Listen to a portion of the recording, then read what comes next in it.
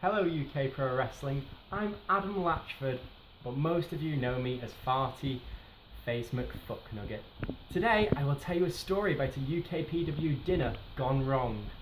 Before I start, I've got a few things to get off my chest. First of all, I've got tiny nipples.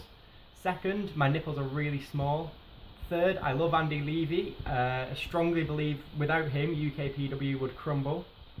4, I eat my toenails. 5, people who don't like Zack Daddy, Miz, Revival and Corbin are legitimate pedos. 6, I love the Republic of Ireland. It is the greatest country to ever exist and I hope they win the Euros. Okay, now off to the story. I love Andy Levy and his beautiful face and chiseled jaw and abs. Okay, let's go. Joe Atherton was sad about how UKPW went, so he decided he will make them a dinner to make him up for it. He invited some people from the group: White Club, Andy, myself, admins, Luke Holmes, Carl, Ollie, Charlie, Marshall, Hughes, Harrison, well, pretty much all the people who contribute. Andy isn't asked writing them all, and for ease, people might randomly pop up to say something. If you don't say anything, then you died of some shit and you went somewhere or something. Get off on his back, he won the fucking poll, he's not going to spend his day writing in about 50 fucking people. However, a former member was invited. This local man that Joe kept hearing about, that fucking local man. All I hear is fucking John Cena and local man that, well, no more. I shall finally meet the local man, and once and for all, I prove I am more local. Almost immediately after this, Joe's wheelchair rolled just a little too much and he fell down about, let's say, 200 steps. Soon after the guests arrived, Joe was still laying on the floor, somewhat incapacitated, so the UKPW faithful helped him up. Jimmy Havoc, is that you? Yes, Joe, it's me, Jimmy. Oh, Jimmy, I love you, kiss me. So he did. Joe and Jimmy traded spit. Tackled tongues did the old Frenchie, until Joe snapped out of it. It wasn't Jimmy Havoc at all. It was Jordan Bolton. You're not Jimmy. Ah, and you're not Snoop Dogg. I mean Sasha. Everyone was shocked. No one knew what to do. An awkward silence cleared the room. A similar silence to when Dean Ambrose shows up. Even though I, Adam Latchford, love Ambrose. Fucking prick. The silence lasted what felt like an age, but was roughly 1 minute until the saviours of UKPW once again saved the day. A massive roar came from the corner of the room, and it was of course White Club screaming ravioli! Everyone laughed until Joe noticed something. The women of UKPW, no, common sluts at the table. So Joe kicked them out and everyone was outraged, especially the Labour contingency of UKPW who said it was homophobic, bigoted, racist, albiest and Islamophobic. They settled down though once everyone found out we were having ravioli for dinner. Dinner went well. White Club squatted and said ravioli. Luke sat in his ball which he decorated like his house, and Miki made some witty comments while Ollie took pictures of onions. I wish Fidel Castro was here, said Tom Flanagan. Nobody responded. I said I wish Fidel Castro was here. He was a pioneer of LGBT rights, you know, repeated Tom. Once again, no one answered. Right, that's it. I'm out of here. I'm going to Eastern Europe. Tom did go to Eastern Europe. He wore a Soviet badge and called people comrade. He was swiftly murdered and never seen again. This has fucking nothing to do with wrestling. Fucking nothing. I hate Sinu. Dinner has nothing to do with wrestling, screamed Adam Marshall as he sprinted out of the house, cock in one hand, hentai in the other, swiftly followed by Harry Finnegan, who muttered, old UKPW was better. So, this is fucking long, Andy. So, as dinner came to a close, everyone was enjoying themselves, except for Josh White and Stevens, who had to be given a glass of water as they were in a panic thinking about how we won't be able to eat dinner if the UK left the EU. Topical. Andy sat smiling with his baby blue eyes. Ireland was on the Atlantic and it seemed his eyes stole of some of the Atlantic. As the dinner was finished, Harrison went to organise a second meeting in Southampton. It'll go better this time, he thought to himself. As Harrison went to get everyone's contact details, the lights went out and a scream was heard. When the lights turned back on and the room had once again been illuminated, Joe lay sprawled out on the table, stabbed and dying. He reached his hand out and grabbed Ross Cates. Avenge me, Will Ospreay. Ew, get away from me, I'm no flippy midget. I go hard all day and all night. And now, I'm going hard thinking about how much I love Finn Balor. Time to go home. And I've lost where I am. I'm not going to edit it because I can't be arsed. Let me work it out. Okay, the people of UKPW were shocked and scared except for White Club. Ravioli, they said. Soon we all split up and went to look for clues about who killed the Mark. I myself thought it was Lucas. I said it multiple times when no one listened.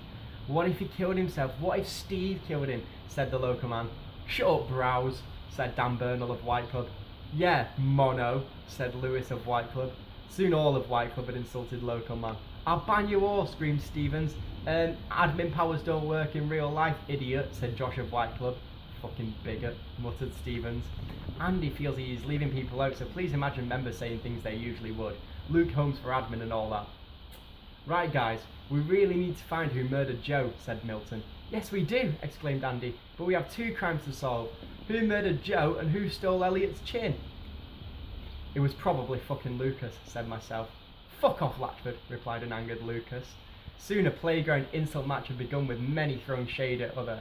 Idiot, cuck, Ambrose fan, Hosky and Islamophobe was just some of the insults thrown around, until Funkle Ollie saved the day. Stop! I just remembered I was taking pictures just as the light went out. I could have photographed the whole incident. I left my camera down by the table. I'll get it. So off ran Funkle, and as he got his camera, he seen the picture. Oh God, he thought to himself, the killer is... Ollie fell to the ground as a pot had been smashed over his head. The killer then proceeded to stab Ollie. Well, our Funkle had been killed. When everyone ran back to investigate, we were shocked.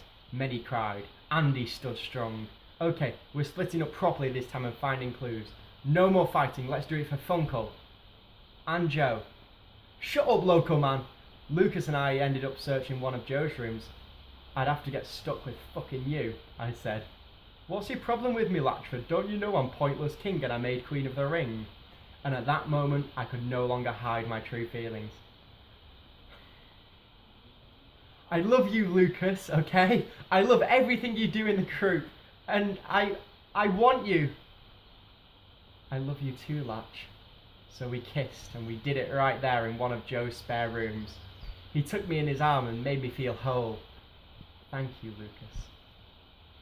While we were making love, many had been killed. Whoever had done this had wanted to get away with it, but they were out of control. He'd slit Meakin's throat, killed Charlie with a 7-iron, beat Harrison to death with the Communist Manifesto, bludgeoned Elliot with a brick and hung Milton.